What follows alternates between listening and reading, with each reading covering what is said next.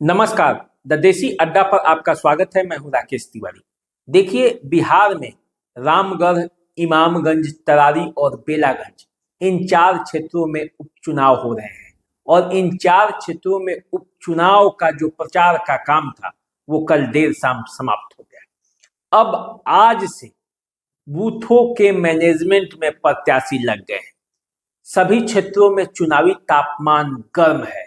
अंतिम दांव आजमाया जा रहा है, मतदाताओं को मनाया जा रहा है और मतदाता भी बड़ी तेजी से गोलबंद हो रहे हैं। एक एक मतदाता से संपर्क किया जा रहा है, जो मतदाता कुछ प्रभाव रखते हैं अपने इलाके में। देखिए, चार सीटों में से तीन सीट महागठबंधन के कब्जे में थी और एक सीट एनडीए के कब्जे में थी। महागठबंधन, एनडीए और प्रशांत किशोर की पार्टी जन सुराज के बीच त्रिकोणीय मुकाबले के आसार हैं। एक सीट रामगढ़, यहाँ पे चार प्रमुख कैंडिडेट हैं और यहाँ लड़ाई अलग तरीके की है। लेकिन देखिए, जो बातें हैं, इन चार क्षेत्रों में जब चुनाव प्रचार का काम समाप्त हो चुका है और हम आपके सामने आज सुबह सुबह बैठे हैं, तो हम बात करते हैं कि इन चार क्षेत्रों में क्या स्थिति रही है। इन चार क्षेत्रों में अब कौन किस पर भारी है, कौन आगे निकलता हुआ दिखाई दे रहा है, कौन समीकरणों में फिट बैठ रहा है और किसके पक्ष में मतदाताओं की गोलबंदी हो रही है। इस बात की तो हम चर्चा करेंगे ही। चर्चा ये भी करेंगे कि आरजेडी की क्या स्थिति है। देखिए, सबसे पहले इसी बात की चर्चा करते हैं। देखिए, आरजेडी तीन क्षेत्रों में अपने प्रत्याशी उतारे हैं, एक सीट पर माले के प्रत्याशी, लेकिन आरजेडी का दो सीट अति महत्वपूर्ण है। इन दोनों सीटों पर उन्होंने जो प्रत्याशी उतारे हैं वो आरजेडी के बड़े नेता के बेटा है। रामगढ़ से आरजेडी के प्रदेश अध्यक्ष जगदानंद सिंह के पुत्र अजीत सिंह को मौका दिया गया है।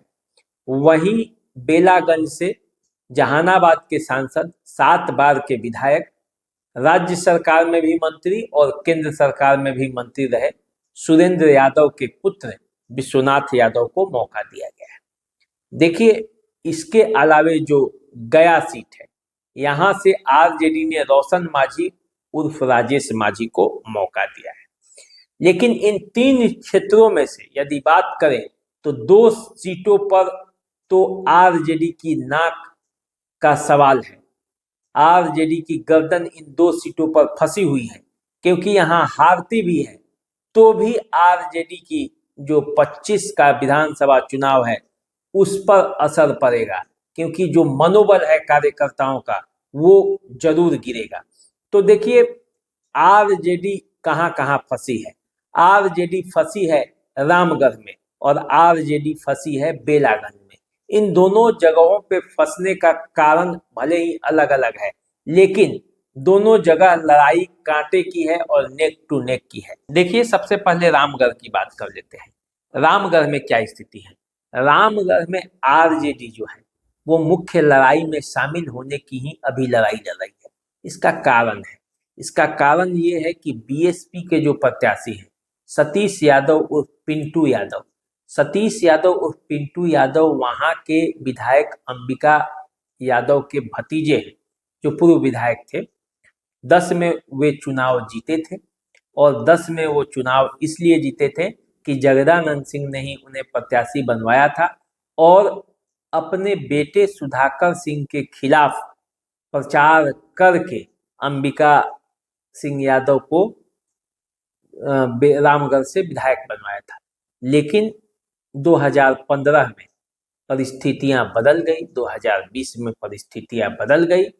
अब वहां अंबिका सिंह यादव के भतीजे सतीश यादव चुनावी मैदान में है और अजीत सिंह को, जो कि सुधाकर सिंह के एमपी बनने के बाद उन्हें टिकट दिया गया, उनसे मुख्य मुकाबले में वो खड़े हो गए।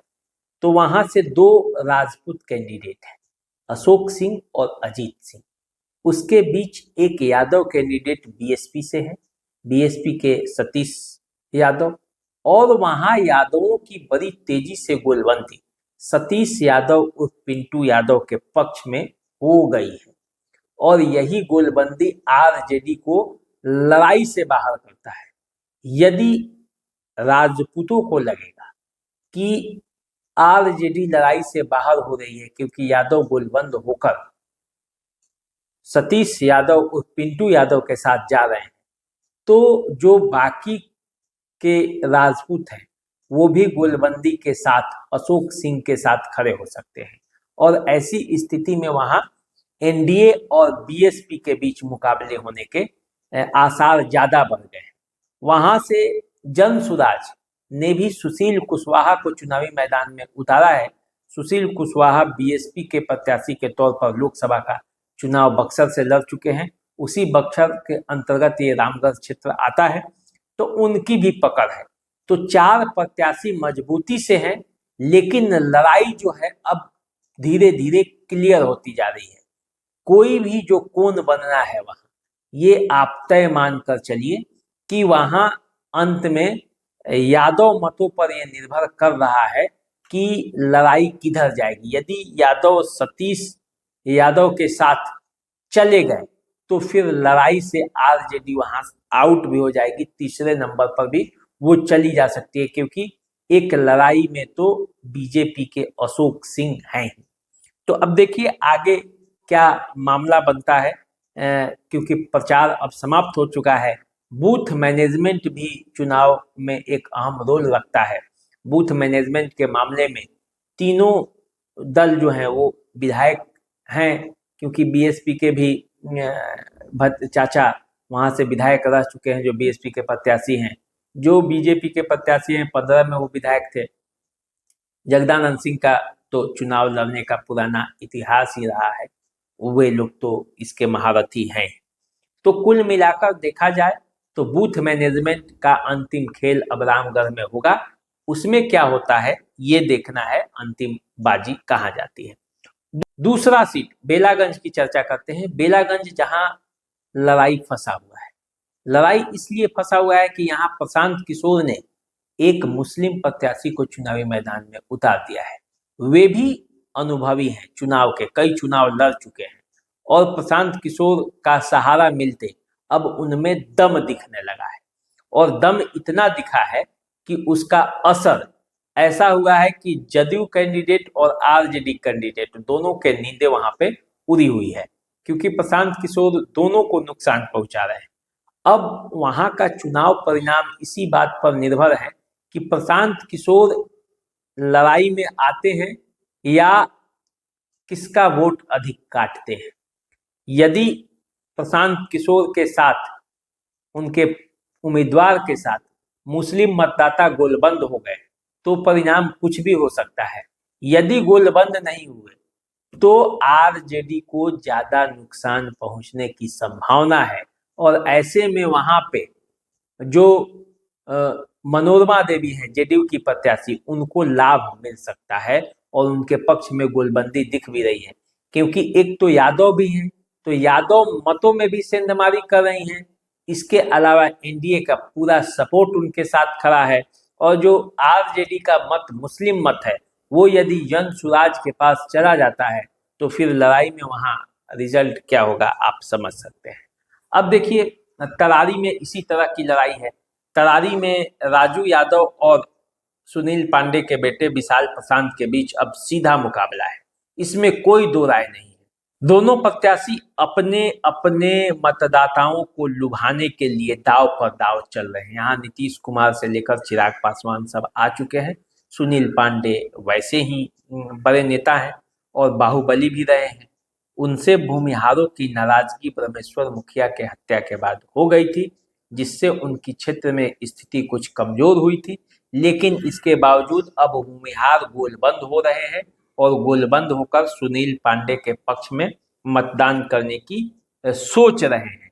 और ऐसी स्थिति में यदि भूमिहारों की गोलबंदी हो गई तो फिर वहां के चुनाव परिणाम क्या होंगे आप समझ सकते हैं, क्योंकि पिछले बार भी यदि बीजेपी के कैंडिडेट वहां थे उसके बावजूद सुनील पांडे को मात्र 11,000 मतों से हारे थे। उसके पहले 15 में 400 कुछ मतों से उनकी पत्नी हार गई थी। 10 में वो यहाँ से चुनाव जीते ही थे। माले 2 बार से वहाँ चुनाव जीत रहा है। सुदामा प्रसाद चूंकि अब एमपी बन गए हैं, तो वैश्य मतों में जो कुछ बिखराव हो सकता है बीजेपी के लिए, वो उनको लाभ दे सकता है। तो ऐसी परिस्थिति में तरारी का जो संघर्ष है वो भी देखने वाला है। देखिए यहाँ पे तेजस्वी यादव और दीपांकर भट्टाचार्य अंतिम दिन चुनाव प्रचार करने पहुंचे और माहौल को पूरी तरह से बदलने का प्रयास किया है। अब तेजस्वी यादव, दीपांकर भट्टाचार्य और मुकेश सहनी के प्रयासों को कितना सफलता मिलता है, ये 13 तारीख को जब मतदाता मतदान करने लगेंगे तब पता चलेगा कि आखिर उनका रुख क्या रहता है। अब देखिए बात कर लेते हैं इमामगंज की। इमामगंज जहां 3 प्रत्याशी मुख्य मुकाबले में हैं। एक तो दीपा मांझी जो कि पूर्व मुख्यमंत्री जीतन राम मांझी की पुत्रवधू हैं, मंत्री भी हैं जीतन राम मांझी अभी केंद्र में। तो जीतन राम मांझी की ये सीट भी है इमामगंज, उन्हीं के गया में सांसद चुनने के बाद ये सीट खाली हुई है। तो अब वहाँ लड़ाई बड़ी दिलचस्प है। पहले दीपा मांझी से लोगों की नाराजगी थी, लेकिन दीपा मांझी घर घर घूमकर लोगों को मनाने का प्रयास किया है। नीतीश कुमार भी वहां गए हैं और नेताओं ने भी प्रयास किया है वहां की एकजुटता लाई जाए और एनडीए के पक्ष में फिर से ये लड़ाई मोड़ कर ले जाई जाए। वहां से रोशन मांझी आरजेडी के प्रत्याशी हैं और वो प्रयास में लगे हुए हैं कि आरजेडी के मतों को गोलबंद करके बीजेपी और जनता दल यूनाइटेड और हम के जो साझा उम्मीदवार हैं वहां पे दीपा मांझी, उनको पराजित किया जाए। यहाँ लड़ाई को दिलचस्प जितेंद्र पासवान बना रहे हैं, जो कि पासवान हैं और जन स्वराज के कैंडिडेट हैं। लोगों में अच्छी खासी पकड़ है और वो मुकाबले को दिलचस्प बना रहे हैं क्योंकि वो जनता से जुड़े हुए नेता माने जाते हैं, डॉक्टर हैं ऐसे पेशे से। लेकिन लड़ाई का जो अंतिम परिणाम है वो तय करेगा कि मामला कहाँ जाता है। देखिए जन स्वराज के अधिकांश प्रत्याशी जो हैं वो बहुत मजबूती से चुनाव लड़ने का प्रयास तो कर रहे हैं, लेकिन जनता के बीच उनकी कितनी पकड़ है ये पता चलेगा जब मतदान होगा। क्योंकि जमीन पे यदि आप जाते हैं तो पता चलता है कि 1-2 जगहों को छोड़कर अन्य जगह पे बस केवल वोट काटने की स्थिति में ही अभी जनसुराज दिखाई देती है। लेकिन परिस्थिति क्या होगा, मतदाताओं के मूड में क्या है, आजकल मतदाता कहते कुछ हैं और करते कुछ है। तो ऐसी परिस्थिति में क्या होने वाला है वो आने वाले समय में पता चलेगा। वैसे 4 क्षेत्रों में प्रचार प्रसार का काम समाप्त हो चुका है और प्रचार प्रसार के समाप्ति के बाद यदि देखा जाए तो रामगढ़ में बीएसपी और बीजेपी के पास चांसेस हैं, वो आगे हैं। यहाँ लड़ाई इन दोनों के बीच हो सकती है। आरजेडी भी किसी समय लड़ाई में वापस लौट सकती है, लेकिन अभी वापस है नहीं, क्योंकि यादव मतदाता जो हैं वो सतीश यादव के पक्ष में गोलबंद हो गए हैं। दूसरा बात कर लेते हैं बेलागंज। तो बेलागंज में अभी जो है वो मनोरमा देवी जो है वो सबसे आगे चल रही है। त्रिकोणीय लड़ाई है यहाँ पे। विश्वनाथ यादव के लिए हालांकि अंतिम जोर सबने लगाया है, ओसामा साहब ने लगाया है, हिना साहब ने लगाया है, लालू यादव ने लगाया है, तेजस्वी यादव ने लगाया है, मुकेश सहनी ने लगाया है, खुद सुरेंद्र यादव लगा रहे हैं अपने बेटे के लिए। लेकिन उसका परिणाम क्या होगा वो पता बाद में चलेगा, क्योंकि अमजद मुखिया जिस तरह से मुस्तैदी से अंतिम समय तक डटे हुए हैं, क्योंकि प्रशांत किशोर अंतिम दिन पहुंचकर जिस तरह के माहौल बना दिए हैं और जिस तरह से उन्होंने कहा है कि ओसामा की सभा में केवल इस बात के कहने पर कि माफी के लायक नहीं है विश्वनाथ यादव, उसको पीटा गया है, मुस्लिम संवेदना को उभारने का प्रयास किया है। और इसके बाद अब क्या उसका फलाफल होगा वो तो आने वाले समय में पता चलेगा। लेकिन बेलागंज में लड़ाई में या तो मनोरमा देवी जीतेंगी या लड़ाई में विश्वनाथ यादव हैं। लेकिन यदि अमजद मुखिया के पक्ष में मुस्लिम मतों की गोलबंदी हो जाती है तो फिर परिणाम कुछ भी हो सकता है, कहा नहीं जा सकता। अभी और जब चुनाव मतदान के दिन आएगा तब पता चलेगा कि मतदाताओं का रुख कहाँ है। अब देखिए इमामगंज की बात कर लेते हैं। इमामगंज में भारी है दीपा मांझी और तीनों जो और प्रत्याशी हैं उनसे काफी आगे दिखाई दे रही है। पहले हालांकि लोगों में नाराजगी थी, लेकिन वो नाराजगी दूर होते हुए दिखाई दे रहा है। अब बात तरारी की करते हैं। तरारी में लड़ाई संघर्षपूर्ण है और यदि भूमिहार मतों की गोलबंदी हो गई, भूमिहार मतों की, ब्राह्मण मतों की और जन सुराज जो कि वहां से कैंडिडेट हैं, वहां से किरण देवी, लेकिन वो उतना प्रभावी नहीं हो पा रही हैं। यदि वो कम वोट ले पाती हैं तो फिर जो है वो तरारी में पलड़ा बीजेपी का वहां भारी है। तो इस तरह से इन 4 क्षेत्रों का अभी तक का जो रुख है, जो आकलन है, जो वहाँ के लोगों से बातचीत होता है, वहाँ के पत्रकारों से जो बातचीत होता है, उसके आधार पर मैंने आपको बताया। आगे जैसी खबर होगी फिर हम मिलेंगे, फिर पल पल के समीकरण वहाँ तो चुनाव में तो बदलते रहते हैं, क्या परिस्थितियां आएंगी, क्योंकि चुनाव तो परिस्थितियों का खेल है। ये मैं कहते रहता हूँ कि चुनाव जो है हमेशा परिस्थितियों का खेल है। जो टिका रहता है, जो लड़ते रहता है, परिस्थितियां ऐसी बनती है जो उन्हें जिता देती है और परिस्थितियां ऐसी बनती है कि हारते हारते लोग जीत जाते हैं और जीतते जीतते लोग हार जाते हैं। तो चलिए आप हमारे साथ बने रहिए, देखते रहिए द देसी अड्डा। चैनल को सब्सक्राइब कर लीजिए। अभी दीजिए इजाजत, नमस्कार।